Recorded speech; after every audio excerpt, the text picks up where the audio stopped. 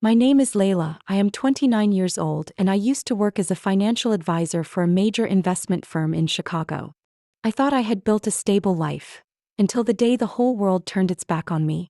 At that civil trial, I sat facing the three people closest to me: my mother, Karen, my stepfather, Richard, and Emily, my half-sister. The little girl I used to rock to sleep every night, whose entire college tuition I paid from my own savings, was now standing on the witness stand pointing at me and saying, "She embezzled money from the family trust. She wanted to ruin me." I heard the murmur from the back rows. Relatives, old friends, neighbors, none of them looked at me with any trust left. As if I were a thief, a traitor, someone who had stabbed my own blood in the back. But what they did not see was that the only person betrayed was me. Have you ever been driven to despair by your own family because of one lie? If you've experienced being falsely accused, share your story in the comments. Don't forget to hit like and subscribe to hear the next part of the story, because what I'm about to tell you will show that some wounds don't bleed, yet last a lifetime. I was born in Evanston, a small lakeside town north of Chicago, where winters bite to the bone but people still keep their houses lit as if to hide the colder things that live inside. I am my mother Karen's only daughter. My father, her first husband, was a traveling musician who never really committed to anything beyond his old guitar and songs that were never recorded. When I was 6, he packed his bags and left without looking back, leaving my mother and me in a small month-to-month apartment and a pile of unpaid bills. Since then, my mother never mentioned his name again. He remarried when I was 9. Richard was a successful real estate developer in the North Shore area. Always immaculate in a suit, polite and good at saying things that made people trust him. Mom called him God's second chance. To me, he was just a strange man who suddenly set new rules in our home. 2 years later, Emily was born, my mother's daughter with Richard. I remember the feeling of seeing that tiny red-faced baby in the crib, wrapped in an expensive velvet blanket my mother had carefully chosen. The whole house seemed to light up. Every attention, every affection, every dinner now revolved around her. Although I felt a little hollowed out, I was never envious of Emily. I was used to stepping back, giving space to others. I learned to take care of myself, to make my own breakfasts, to call taxis for extra classes. Mom was busy with the baby, and Richard never really looked at me the way he looked at his little princess.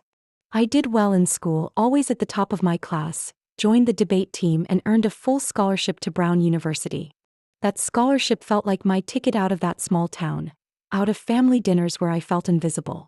But just before I confirmed enrollment, my mother was diagnosed with a minor heart condition that required surgery and several months of recovery. Emily was only 11 then, too young to manage on her own. Mom didn't demand it, but the way she looked at me made me understand she hoped I would stay. So I did. I declined the scholarship and chose a local university so I could be home, work part-time and help care for Emily while Mom recovered.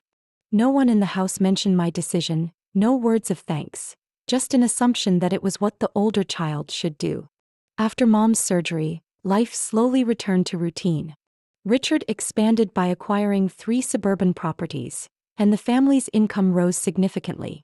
They moved into a new house near Lake Forest, twice the size, with a pool, 2 fireplaces and a playroom just for Emily. I still lived in a basement that had been a storage room, converted into a private room for a college student. Richard's mother once asked me bluntly at a Christmas dinner, "Why don't you move out on your own? You're not a child anymore." My mother only gave a polite smile. Emily became more and more prominent. She studied ballet, then switched to cello, then decided she wanted to study art.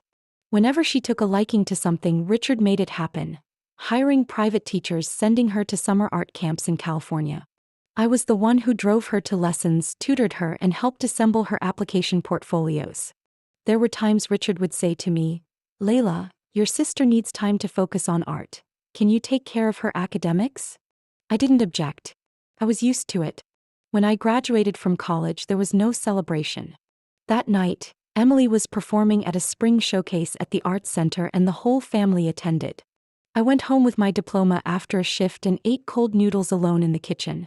I began working officially as a financial advisor, starting with small clients and gradually growing my network.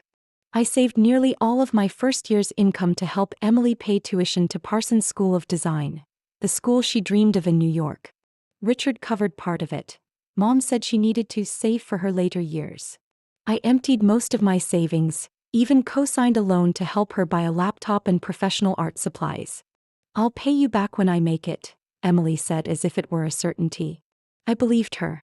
I remember the last night before Emily left. I packed her suitcase, labeled portfolios, and printed dorm registration forms. When I hugged her at the airport, she said, "I couldn't have done this without you." I smiled. I thought I was the lucky sister to watch my sibling chase her dream. I never imagined that 5 years later the same girl would stand on the witness stand and point at me saying, "She stole money from my scholarship fund." At that moment I looked at my mother. She turned away. Have you ever sacrificed everything for someone you love, only to have that person be the first to push you down into the abyss? If so, perhaps you'll understand why I no longer trust the word family. I moved to Chicago at age 25 after being recruited as a portfolio manager for individual clients by an investment advisory firm. The salary was enough for a small apartment near Lincoln Park with morning sunlight and a window that faced Lake Michigan. I chose the furniture myself, hung paintings I had bought with my own hands, and at night I no longer heard footsteps outside a basement hallway. I began to breathe easier. Work was hectic, but I loved the logic, the certainty of numbers, and helping clients set their financial lives in order. Every time I closed a major deal, I would call my mother to tell her. Most calls ended with a line like, "Oh, Emily just submitted a portfolio to a national design contest. She made a dress out of soda can taps. So creative." "I just helped a client close a $2 million investment package, Mom," I said, hoping for recognition. "You're still practical as ever," she answered with a smile. "But creativity is important too, not just number crunching all the time." I stayed silent. There were moments when I did not know how much more I needed to do to make her proud. Emily posted frequently on Instagram, photos from designers' parties, check-ins at Soho Studios' school fashion shows. She began contributing to indie fashion blogs and was mentioned in a local arts magazine. Whenever she was mentioned, my mother would send me the link with the note, "Look how talented she is. She's so young and accomplished." I would click and then close the page without saying anything. I wasn't jealous. I didn't want to be Emily. But the way the whole family only saw the one who shone and forgot the person standing quietly behind the light made my heart grow cold little by little. One weekend evening I went back to my childhood home in Lake Forest to visit Mom. I brought a bottle of red wine and a box of strawberry tarts from her favorite bakery.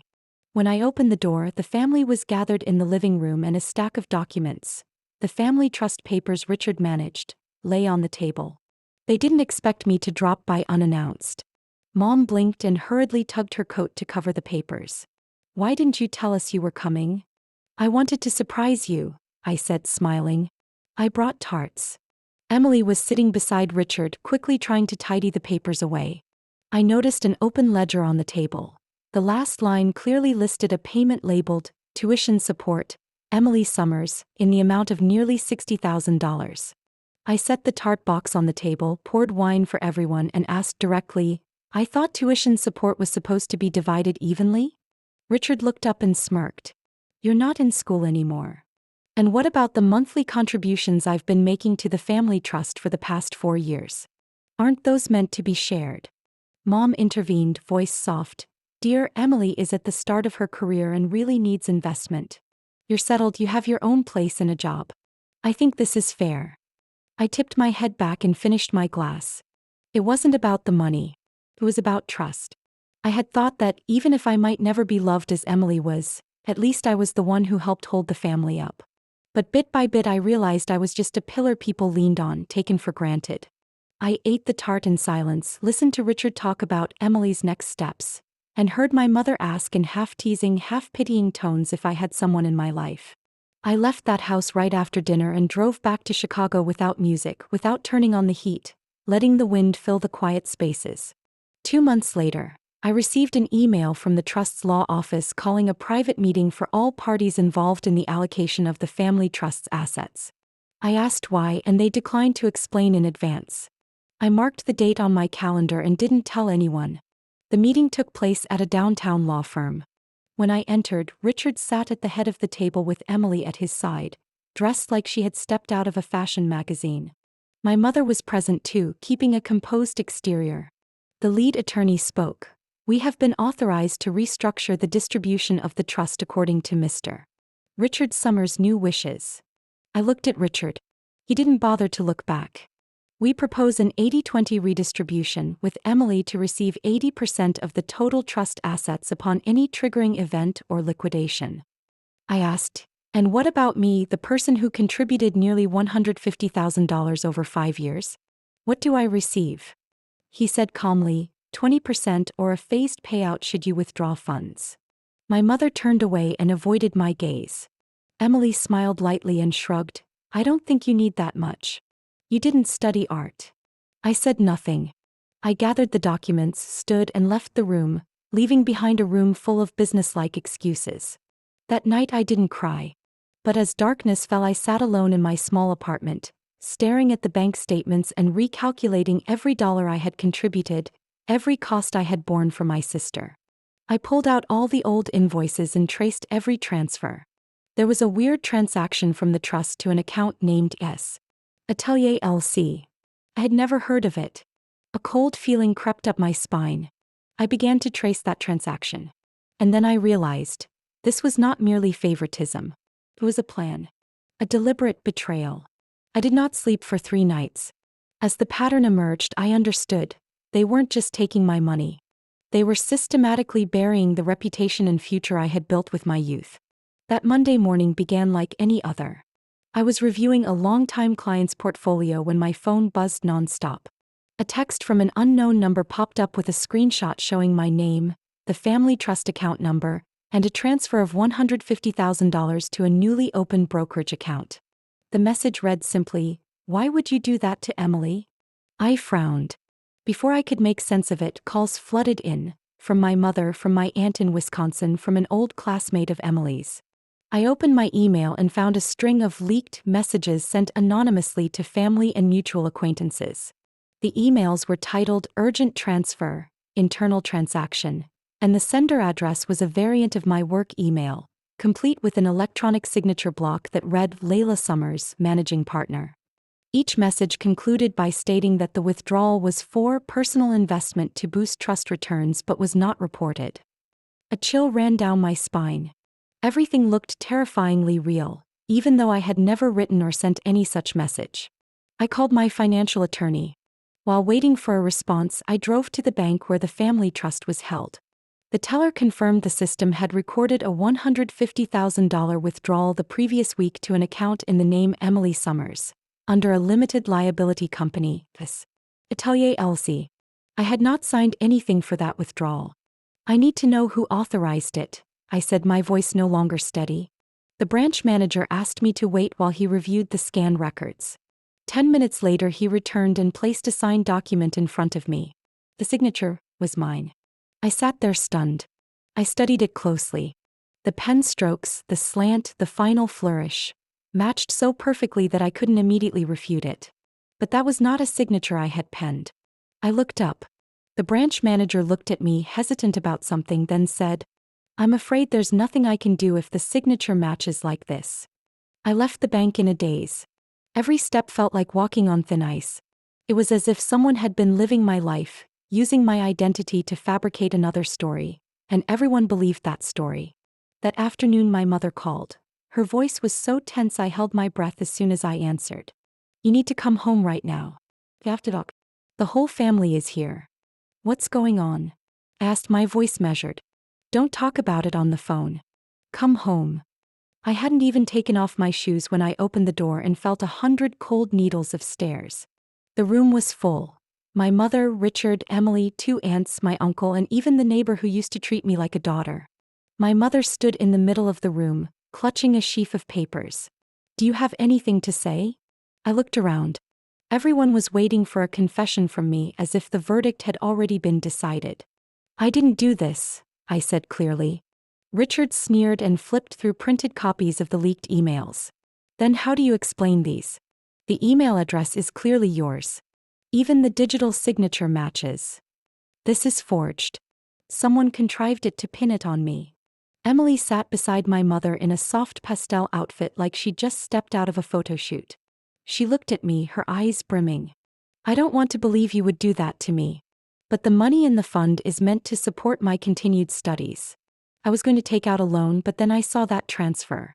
I thought, don't you trust me anymore? You think I took the money without telling anyone?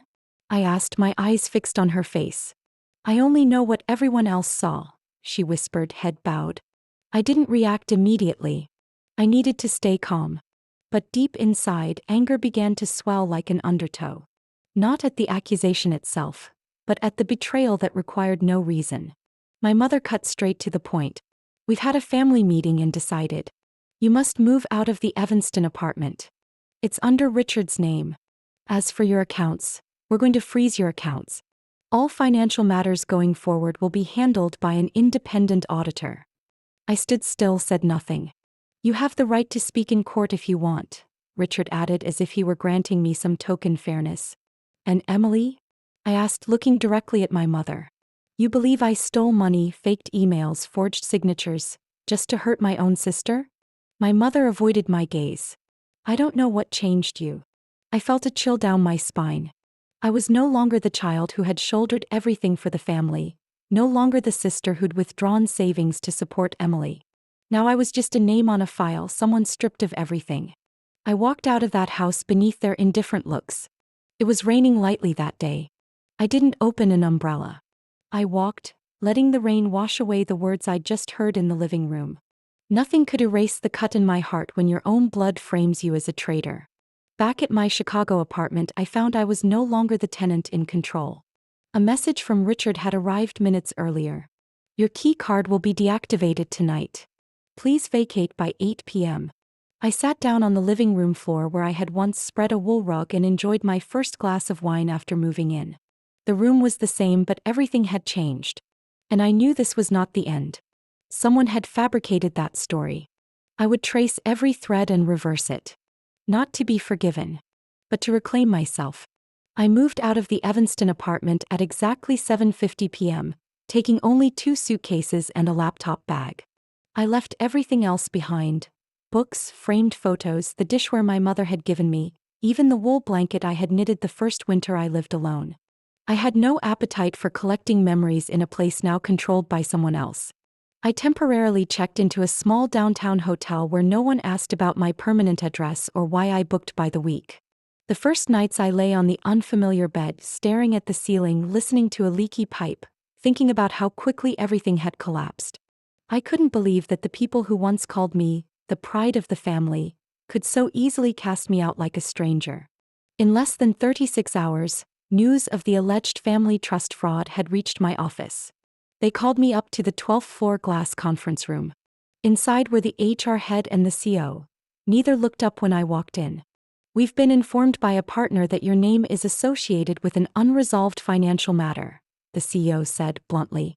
I didn't do this, I replied. This is an unfounded allegation and I am collecting evidence to clarify it. The HR director cut me off. Layla, we aren't here to judge. But right now our concern is the firm's reputation and client relationships. We have to place you on administrative leave for 60 days without pay. Your projects will be reassigned. I nodded. No one looked at me again. That afternoon my access to the internal system was disabled. My email account was deactivated. Clients I had nurtured for years called the general line and were redirected. In less than a day, 4 years of work evaporated. I messaged a handful of close colleagues, people I'd eaten lunch with who had sent me birthday gifts on Slack. Most didn't reply. A few sent awkward messages saying they hope things will be okay, and that I should take some time off. Some cut ties on LinkedIn. The sharpest blow came from the person I trusted most. Liam, my boyfriend of 2 years, stopped answering my calls. He read my messages but didn't reply. I tried to stay calm, but my chest tightened every time I saw the seen icon without a response. Finally, on the 5th day after everything began, he called. His voice was weary. Layla, I don't know what to say. Someone at my firm sent me the article. The bank records. Tell me what to think. You doubt me? I asked, though I already knew the answer. I don't know what to believe anymore. It all seems too perfect to be a coincidence. And I need to think. Think. You told me you weren't involved with Emily. Now there's a signature emails. I'm not saying you're guilty.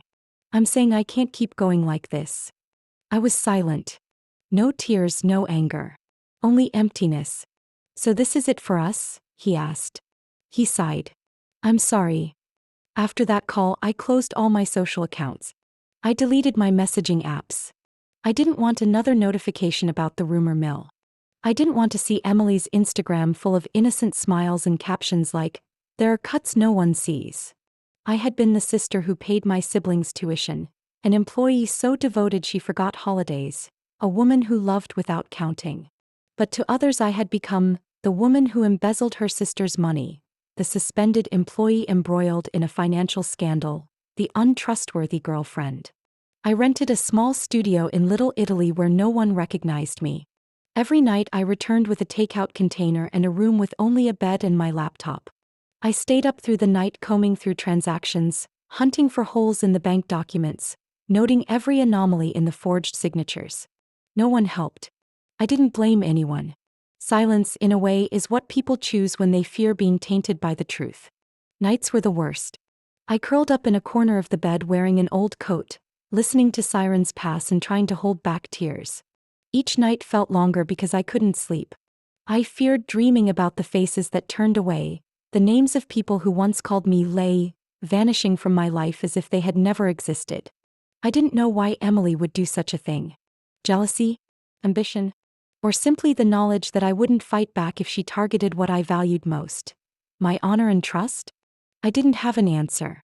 But I had this memory. And numbers etched in my head. No one could erase them. No one could fake them. I began to gather everything. Not to recover a job. Not to win back love. To reclaim my name. Because if I didn't do it, no one else would. Starting in the 8th week after my suspension, I worked at a small cafe on the corner of Jefferson. The place was called Bell House, dark roast coffee and Belgian waffles. The owner, a 60-year-old widower, was kind and didn't ask many questions. He just wanted me to show up on time and not spill coffee on customers' clothes. I accepted hourly pay far below what I used to earn because I had no other choice. My savings were dwindling fast. Rent, utilities, even simple meals required careful calculation. My life had shifted from crisp shirts and the 12th floor office to a brown uniform and a cramped back kitchen smelling of scorched milk. No one there knew I had been a financial advisor. To them I was Layla, the quiet, steady barista. Mornings I pulled shots, afternoons I cleaned. In slow moments I opened an old notebook and organized everything. Timeline, transactions, unresolved questions. It was the only thing that made me feel in control. I had nearly learned to live with people's passing glances. Here I was just another face in Chicago's rush. Yet someone still wouldn't let go. On a Friday night when the cafe was unusually crowded, a group of stylish young people walked in. I was wiping the counter when a familiar voice sounded behind me. "Oh look, my sister's a barista. Who would have thought?" I froze. Emily walked up in designer heels and a cream wool coat, laughing with two friends as if they were watching a staged scene. "Do you know your cappuccino should have less foam?" Emily said, holding up the cup and raising an eyebrow. I didn't answer. I turned to continue wiping, pretending not to notice. But she pressed on. "You always told me money can't buy class. Look at you, cheap coffee smell and a wrinkled uniform. Money really does buy everything, doesn't it?" A new coworker nearby glanced at me, puzzled. I didn't react. I leaned over and told the girl quietly, just loud enough for her to hear, "She's not a regular." Emily left after leaving a few small dollar tips, twice the amount she'd borrowed from me and never returned. Her friends giggled and walked out, leaving an oppressive silence trailing them. I washed my hands in the restroom. The water was ice cold. My eyes were bloodshot in the mirror. I didn't cry, but I felt utterly exposed in front of a crowd. On my way home I almost got hit by a delivery truck at an intersection. I hadn't noticed the light change. The driver yelled. I stood there empty-headed. That night I sat at the small dining table in my empty room and bowed my head. Wind slipped through the slightly open window, carrying distant horns and a thin chill into my thin coat. I thought about leaving the city. Chicago had been where I chose to begin. Now it was walls full of whispers, wary looks, and invisible scars. I opened Google to search flights to Portland. My elderly cousin lived there alone and had told me I could visit anytime. I almost hit the button to book. But then I glanced at the open notebook on the table. pages of bullet point notes from sleepless nights. I noticed something I had missed earlier. On the May transaction statement I had downloaded from the trust account, there was a beneficiary line misspelled, Emily Summers instead of Emily Summers. I handled hundreds of bank files a year. I'm wired to spot these errors. What bothered me was that the bank uses automatic templates, meaning beneficiary info is pulled from official data and shouldn't be wrong. To have a typo like that, it had to be a fabricated file. I immediately printed 3 copies of the statements. One from the email the family's attorney had sent, one from the bank's official system to which I still had limited access, and one from the leaked address that had been circulated around the community. I marked every discrepancy in red: transaction sequence numbers that didn't match, an account identifier that didn't follow Citadel Bank's format, and most strikingly, the digital signature on the email used an older encryption standard that had been discontinued the previous year. None of that would be obvious to an ordinary person. But I had been trained in auditing and had worked directly with banks on security. I understood that if there was a gap, I could trace whoever had staged this whole performance. I sat up straight. My hands trembled slightly, not from fear but from adrenaline after weeks of exhaustion. This was no longer a sibling quarrel. This was a deliberate attempt to erase a person, planned, intentional, with someone pulling the strings. I opened my laptop and created a new folder. I named it Redemption. Then I began following every trail that remained. I understood one thing. Systems can be manipulated, people can be deceived, but data, if you know how to find it, will tell the truth. I met Michael through an old acquaintance from my previous firm, one of the few people who still trusted me and who, when I said I needed someone skilled at tracing financial footprints and uncovering hidden identities, recommended him without hesitation. Michael wasn't at all what I had expected a private investigator to look like. He wasn't cold or secretive. On the contrary, he smiled gently, was courteous, spoke slowly, and his eyes were sharp enough to put people on edge. In our first meeting at a diner in Logan Square, he set his laptop aside, folded his hands, and asked me in a steady, measured voice, "What do you want me to find?" "Evidence," I said. That everything turned against me was staged. Fake emails, forged bank documents, phantom transfers. I need to prove where this came from, who did it, and most importantly, who's behind it. Michael didn't ask any more questions. He nodded, pulled out an old notebook, opened to a blank page, and wrote my name. "What have you kept on your side?" he asked. I handed him a hard drive containing every document I had collected over nearly 2 months. The 3 different statements, the leaked emails, photos of documents, notes marking suspicious timestamps, and the red ink annotations I'd made during sleepless nights. Michael looked at me with a trace of surprise. "Did you do data analysis?" "I'm a financial advisor. I handled internal audits. I've got a sensitivity to discrepancies," I answered. He nodded again. "Good. I won't have to explain the basics." We worked together almost every evening after my cafe shift. I brought him the red-marked papers. He brought lines of code filtered through his IP tracing tools. Within the first week, Michael found the first anomaly. All the leaked emails had been sent through an anonymizing network, but the ultimate digital trail led back to an IP address registered to a house in Highland Park. I sat frozen as he pushed the laptop toward me and pointed to the screen. "This is Richard Summers's home Wi-Fi." "Are you sure?" I asked. "IP addresses don't lie. Even with a VPN, the real location can be exposed if the user isn't sophisticated, or is overconfident that no one will trace it back." I stared at the words for a long time. Deep down, I had never ruled out Richard's involvement, but there's a difference between suspicion and the painful stillness of confirmation. Michael then combed through financial transactions tied to the family trust.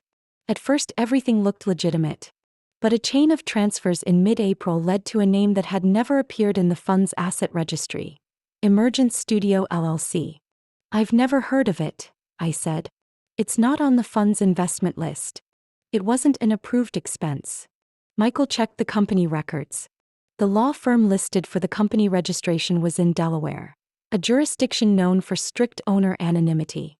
He had handled money laundering cases more complicated than this, and after 3 days he took me to a coffee shop in West Loop and opened his iPad. The legal owner of Emergent Studio LLC is another company called JLS Management, and the authorized representative is Emily Summers. I felt as if someone had punched me in the chest. Michael added, JS is a shell company used to conceal the real ownership. But there was a slip. When Emily signed the registration, she used her personal email to confirm the electronic contract. People think that's trivial, but to legal researchers it's a trace. I was silent, gripping my coffee cup. I couldn't understand how my sister, who had once held my hand on the rooftop on summer nights while Mom and Richard argued, could construct something like this. Michael set his hand lightly on the table. Layla, I've seen a lot of family disputes over money. But this isn't only about finance. This is a deliberate takedown. I didn't ask why. I didn't want an explanation from the person who had deliberately used my name to orchestrate a scam. I needed more evidence, stronger, cleaner, undeniable. We dug deeper. Michael approached an anonymous bank employee who had handled large transactions for the fund. He initially refused to cooperate. But after Michael sent a technical analysis showing signs of internal manipulation in the forged documents, the employee agreed to meet. They met in Michael's car parked behind a shopping center.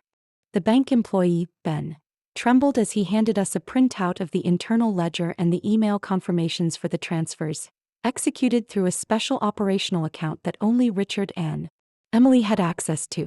I photographed every page and recorded the whole conversation. Each detail drove another nail into the coffin they had built for themselves. I still hadn't sent anything to the court or spoken to the press. I hadn't returned to the firm. I sat in my small apartment, placing each file into a clear plastic box labeled, Day of Reckoning. I would not waste my only chance to stand up. But I would do it the right way. Not to make them repent. But so no one, my mother, an ex-lover, a neighbor who had turned away, could say I had disappeared without a fight. We arranged to meet another bank employee at a Mexican diner tucked behind a gas station in South Chicago, an unremarkable place where nobody pays attention.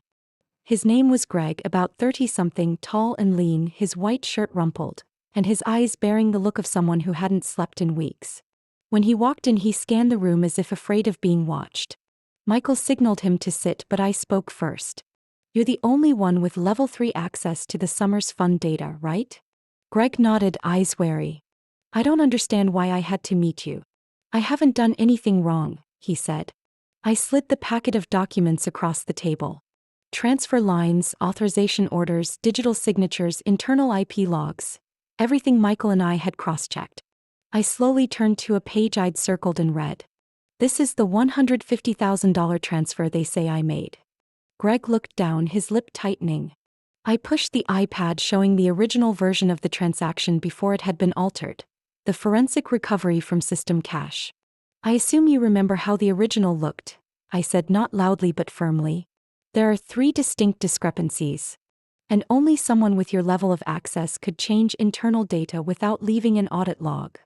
He pulled his hand back like he'd been burned. Michael sat silently watching. There was no need for threats. The truth was weightier than any intimidation. I looked Greg in the eye. You can stay silent. But I am going to file all of this with the Securities and Exchange Commission on Monday. If your name is in that report, there's no turning back. Greg's hand shook around his glass. After a long pause, he bowed his head. I didn't want to do this at first. I got an email from Richard's office asking me to check the system for internal discrepancies. When I logged in, there was a template waiting, telling me to update the statement to match it. I cut him off. How much were you paid to stay quiet? He swallowed.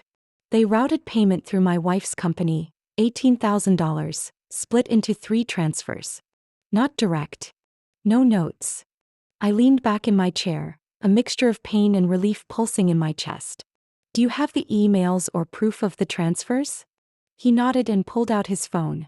I could see the folder. Notes on the transactions, images of the fake consulting contract, even a short recording of Richard on the phone, telling him to handle it quietly, leave no traces. I turned to Michael. Can you back all this up right now? He nodded and plugged in the external drive. While he copied the files, I looked at Greg without anger, only exhaustion. I don't want to ruin your life. But I won't let anyone ruin mine.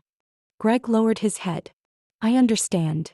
We left the diner after an hour and a half. The night had come. The lake winds were strong enough to push at my coat.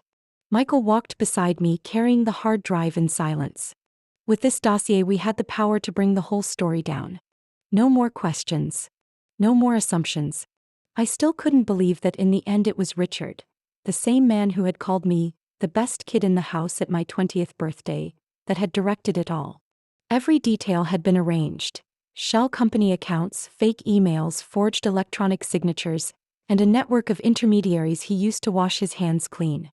Back home, I spread the documents across the table, photographed every page and numbered them. I wrote a logical analysis. Timeline, actions, violations, supporting evidence. The way I used to prepare audit reports. Concise, clear, emotionless. But at the end of that file I added an uncommon line. I kept silence because I thought silence was noble. But silence can be complicity. I will no longer stand on the sidelines of the truth. I saved everything onto 3 separate hard drives and hid them in 3 different places. One copy went to my personal attorney, one to the Securities and Exchange Commission, and one I filed with the civil court, accompanied by a petition to reopen the family asset dispute with the Summers. 3 days later I was summoned by Richard's lawyer. They proposed a private settlement, offering compensation to close the matter, without damaging either party's reputation. I didn't answer right away. I just looked at the lawyer and said calmly, "I don't want money. I want the truth to come out in the open. I will not back down." The meeting ended quickly. They hadn't expected a woman who had been kicked out, lost her job, lived in a damp room and served coffee to fight back with cold numbers and indisputable data. Michael sat beside me as we left the office and placed a hand on my shoulder. "You don't have to prove anything anymore. You're winning," he said. I looked back at him. "I don't need to win. I just need them to no longer be able to lie." Courtroom 3 at the Cook County Civil Courthouse felt colder than usual that morning. I sat in the front row wearing a simple gray suit, my hair pulled into a neat bun, no makeup. My attorney, Herrera, sat beside me. Her calm gaze steadied me more than any words of encouragement could. Across the room, Richard reclined in his chair, shoulders squared as if he owned the place. Emily wore a beige dress, heavy makeup, and sat next to her lawyer. My mother was absent. She sent a note saying she wouldn't attend because she didn't want to be drawn into her children's legal dispute. The formal confrontation began. Richard's side was the plaintiff, suing me for embezzlement and falsifying financial information to profit from the family trust. Hearing the accusations read by his legal representative felt like listening to a warped, grotesque version of my life. They painted me as a manipulative forger who abused the family's trust to withdraw money from a common fund and use it for personal purposes and speculative stock trading. They even put together a slide presentation. Printed emails, magnified signatures, bank statements, everything manufactured with professional polish. There were hushed whispers around the courtroom. A few legal reporters had been notified in advance. They sat quietly at the back with notepads on their laps. Then it was my lawyer's turn. Herrera climbed the podium as if she were entering her own kitchen, familiar, composed, and utterly confident. She opened with a quiet sentence. "Your Honor, what you are about to see is not a denial. It is the truth. And truth, no matter how deeply it is concealed, will find the light." She then signaled me to take the witness stand. I spoke about my former work, my financial contributions to the family trust, the documents I had signed, and the transfers I had made. Every answer I gave was supported by records. No flourish, no theatrics, just small, precise details down to the commas.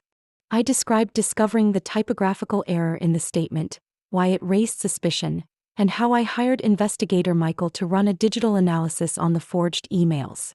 Herrera placed 2 bank statements in front of me, one from the bank system, the original certified by the Citadel branch, and one that Richard had submitted to the court.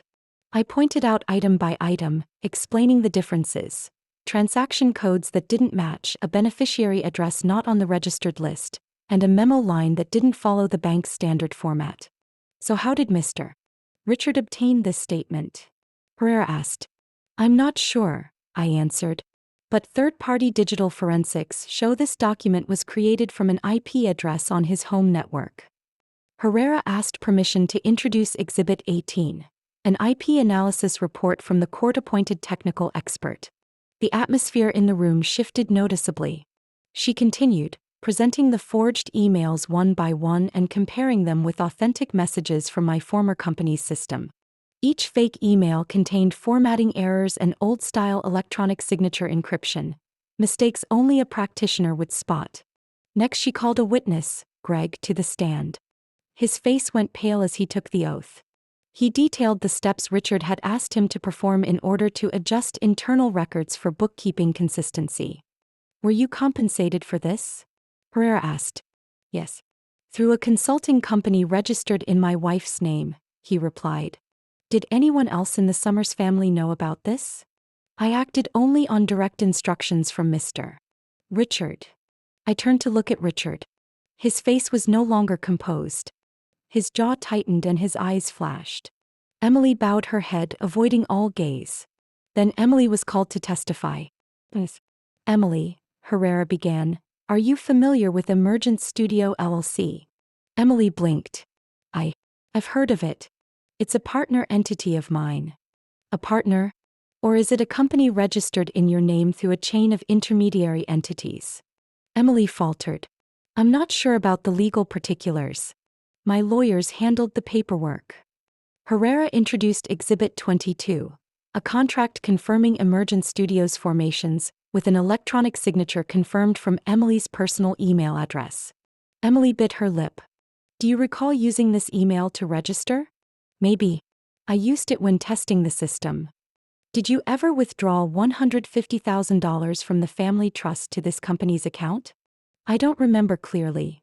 "Your Honor, the witness is refusing to answer despite documentary evidence," Herrera said. The judge called for a 10-minute recess to review the documents. When court resumed, Herrera asked to play a recording from bank employee Greg in which Richard instructed him. "Make it look real. She won't dare sue. She has nobody behind her." The courtroom fell utterly silent. Richard rose, attempting to rebut and claiming the recording was fabricated, but the judge demanded order. Emily visibly trembled, clutching at her lapel, her fingernails tearing the fabric. I sat perfectly still and looked straight ahead. No bitter words, no triumphant smile. I didn't need an admission from them. I just wanted everyone to see who had constructed the deception, who had destroyed, and who had stayed silent while false accusations destroyed an innocent life for a year. And at last the truth began to speak. I stood there in the chilly courtroom, the morning light filtering through the large windows but everything still shrouded in a gray haze. The judge's voice was steady and resolute, each syllable cutting like a blade through my heart and theirs. After reviewing the evidence presented to the court and the independent audit report, the court finds defendant Layla Summers not guilty of the alleged offenses. Conversely, defendant Richard Summers and defendant Emily Summers are charged with financial fraud, falsifying tax records, and unlawful use of assets. A preliminary trial will be scheduled within 30 days. I couldn't breathe. My body seemed to freeze in a moment that stretched on forever. Not because I was afraid, but because I didn't know what to feel. Relief? Rage? Or a vague, unprocessed sense of loss? A choking sob pulled me back to reality. It was my mother, Karen. She collapsed forward, gripping the back of the chair in front of her with shaking hands, then turned to me. Her eyes were rimmed in red and her lips trembled as if she could not form words. "Layla, my child. I am sorry. Please don't let our family fall apart like this. It's my fault. I only wanted peace. I never thought it would go this far." I heard her words, but my heart no longer recognized the woman speaking. The mother who had held me when I woke from nightmares, who had sliced thin apple wedges when I came home late from studying, who once called me the pride of her life, now stood beside the people who had pushed me into the abyss. I turned slowly. Richard would not meet my eyes. His face was ashen, jaw clenched tight. Emily sat hunched, shoulders drawn inward as if to hide from everyone's stares. She always thought she was cleverer than me, that a few forged financial plans would bring me down. I looked at my mother and fought back the tears. "Do you realize? I used to be your pride." Karen lifted her head, her eyes were full. "Yes. You were always my good child, always sacrificing, always doing the right thing." I squeezed my fingers together. "But you chose to believe a lie. A lie you must have known was false from the start. You didn't need proof, you didn't check the ledgers, you didn't ask me a single question. You only needed one thing, To protect Emily. At any cost. I did not shout, but in the terrible hush of the room, each word fell onto the stone floor and echoed. My mother bowed her head. Richard shifted as if to stand, but his lawyer laid a hand on his shoulder. Such a small gesture that revealed just how badly things had turned for him. Emily said nothing. I did not expect her to. As people rose from their seats, strangers' faces passed me with looks of sympathy, even respect. I felt nothing but a hollow silence, as if I'd walked through a storm and my soul had been carried away.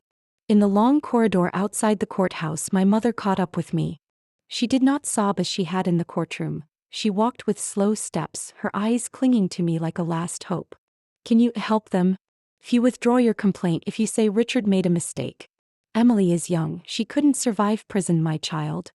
I stopped and turned to her. I left the company. I left the house I helped build brick by brick. I spent hundreds of hours defending my reputation in public. Isn't that enough, Mom? She did not answer. I continued, my voice steady but no longer trembling. I cannot save them, Mom. If I save them, I become complicit and wrong. If I do that, I will not be myself anymore. My mother stood still. Her eyes took on a look that was neither fully collapse nor complete bewilderment, somewhere between ruin and helplessness. So, you don't forgive me? She asked. I exhaled. I don't know. But I forgive myself for living in the delusion that you would choose me. That sentence hung between us and my chest ached. Karen cried, and this time I did not turn back. At the end of the corridor, when I pushed open the door, bright sunlight struck my eyes. The cold morning air made me shiver, but at least I could breathe. I walked toward my car. On the way, my phone rang. It was my attorney's office. They told me the court had granted temporary control over the assets to me, as an independent third-party overseer while the case proceeds. That meant I could prevent Richard from using company funds to pay his personal debts. I nodded. Thank you. Contact the audit team. I want a detailed review started this week. After I hung up, I looked back at the courthouse. My mother was still standing there. Nobody came to her side. Richard argued with his counsel. Emily sat on a bench with her head bowed. I did not feel relief. Nor did I feel victorious. Only clarity. Clear as the fact that some fractures once formed cannot be healed by mere apologies. That some losses leave no visible blood but ache perpetually in the living. And that some truths, however painful, must be exposed. I tightened my grip on the steering wheel as I started the car. The rearview mirror reflected me, hair loose, face pale, eyes no longer bowed. The car door clicked shut. This time I did not look back. After that trial, I left Chicago as if shedding a rotten coat. No goodbyes, no messages from my mother or Emily, and no one tried to stop me. Maybe they thought I would come back as I had before, when my heart was softer and trust easier. But this time I walked away with something else in my hands. Freedom. Michael and I moved to Asheville, a small town in North Carolina I had dreamed of in college, with streets lined by maple trees and sunny hillside cafes. We rented a modest wooden house on a hill, intending to rest for a few months, but I realized I had never felt so peaceful. No more false dinners, no more scrutinizing glances, no more pretenses. Here I could breathe and live, without trying to please anyone. Michael, who had once been a hired investigator, had become an indispensable partner in the financial advisory firm we founded, Haven Strategies. I handled investment strategy and he took charge of audits, investigations, and corporate due diligence. It was an odd pairing but a perfect fit. He spotted anomalies and I knew how to turn opportunities into returns. We started from zero, working out of a converted living room, printing contracts on a second-hand printer we bought. But each client who came to us, people who had been scammed or suffered losses, helped us grow not only in size but in purpose. I never thought I would forgive Emily. For a long time I didn't even say her name. In my memory she was a distant silhouette, haughty, disdainful, and cruel. Then one autumn afternoon, while I was reviewing tax reports for a client in rural Georgia, I received an email. The subject line was simple: "I'm sorry, Sister Layla." I sat there for several minutes, stunned, not moved but surprised. In the message, Emily wrote that she was working on a strawberry farm in Oregon, living in shared housing with other seasonal laborers. No designer clothes, no glamorous parties, no fake laughter. Only calloused hands, the smell of sweat, and blisters on her shoulders. She said she had once thought I was weak, too rational, too rigid. But after everything that happened, after Richard was arrested for falsifying records and for moving money through offshore accounts that she had unknowingly been listed on, she realized I was not only smart but the only person who had never turned my back on the family, even though I had every right to. I didn't reply immediately. I needed time, not to forgive, but to listen and see whether my heart had any room left for the person who had crushed it. 3 weeks later, I sent her a single line. If you truly want to change, don't send apologies. Live kindly. I don't know whether that hurt her, but it was honest. My mother, Karen, no longer lived in the penthouse where she once hosted lavish parties. After accounts were frozen and the condo sold at auction to pay debts, she moved into a small house outside Cincinnati, living alone. She called me once to ask about her share of the settlement from Richard's case. When I told her she had no share, she simply said, "You're cruel." I was about to reply, "No, Mom, you're the one who taught me how to be cold." Instead, I quietly hung up. Some things are pointless to argue. Richard's story ended very differently. Charged with more than 17 counts related to tax fraud and improper transfers of client assets, he was sentenced to 8 years in federal prison. I read it in a trade article accompanied by his gaunt photo, hair gone gray, self-satisfaction stripped from his eyes. When I looked at that picture, I did not feel triumphant. I felt empty. 2 years passed like a long exhale. Haven Strategies grew steadily. We added 2 full-time employees and a steadily expanding client list. I worked with single mothers betrayed by partners, couples wiped out by unscrupulous advisors, and elderly clients seeking a measure of justice before the end. I listened to each story as if it were a part of my own memory. Then, on an October morning when the mist still clung to the hills behind the house, I carried my newborn daughter out onto the porch. Sunlight sifted through her fine hair, and I could hear the soft, warm rhythm of her breaths against my neck. Michael was in the kitchen making coffee while a radio played a gentle classical piece. The house isn't large or luxurious, just a modest wooden home with a long porch and green window frames. But every wall, every floorboard, every wooden chair in the living room holds the sweat and tears of days we spent repairing, rebuilding, and starting over. Nothing here was inherited. There were no privileges, only hard work, trust, and honesty. I looked at my daughter, named Alora, and whispered, "You will grow up in a world that values truth. And you will learn that not everyone who shares your blood deserves to be called family." For me, family no longer means people who share a last name, lineage, or a framed photograph on the wall. Family is those who choose to love you without obligation. People who do not envy your success and who do not abandon you when you are weak.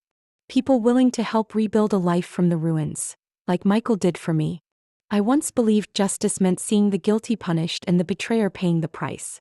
Now I understand justice can simply mean living in peace, without bowing, without begging anyone to love you. I smiled as the first wind of the season played through my hair, carrying the scent from the lavender bed in the backyard. Under a thin wool blanket, Alora stirred in my arms. Her eyes were half closed and her tiny hand gripped my finger. I knew I had been right to leave, to let go of what seemed impossible to release. And now, in the quiet of rural America, amid calm heartbeats and the pale gold light of early fall, I could whisper something I had never dared to believe before. Blood does not always make family, only truth and trust endure. What do you think of my choice? Someone who once gave everything for family, ultimately standing up to expose her parents and sister to defend the truth. Is it true that sometimes, to keep what is right, we must let go of what once bound us? I don't know who can truly understand the feeling of confronting the people who gave you life, but I do know one thing. If I had remained silent, I would have lost myself. Share your thoughts in the comments. Have you ever had to choose between truth and kinship? If you were betrayed by those closest to you, would you forgive or would you walk away as I did? Don't forget to follow the channel to hear the next stories, where hidden corners of family life are revealed, where every pain carries a lesson and every step leads to renewal. Because sometimes, it's only in breaking that we find ourselves again.